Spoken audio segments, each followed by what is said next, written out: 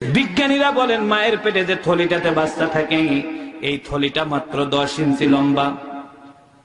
বিজ্ঞানীরা বলেন বাচ্চার বয়স যখন মায়ের পেটে 7 মাস 1 দিন হয় সেই দিন বাচ্চাটা 10 ইঞ্চি লম্বা হয়ে যায়।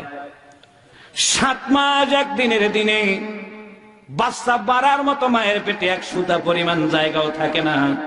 7 মাস 1 দিনের দিনে সন্তানের পা নিয়ে সেট করে দেওয়া হয় মায়ের কলিজার নিচে। সৃষ্টিকর্তা কোথায় পাবেন বুঝাচ্ছি, ভালো করে বুঝেন। আমার রংপুরে একজন ডাক্তার ছিল কর্নেল আবু তাহের। উনি যখন এই তত্ত্বের কথা আমাকে বলে মাওলানা 7 মাস 1 দিনের দিনে সন্তানের পা গিয়ে মায়ের কলিজার পিছনে লাগে।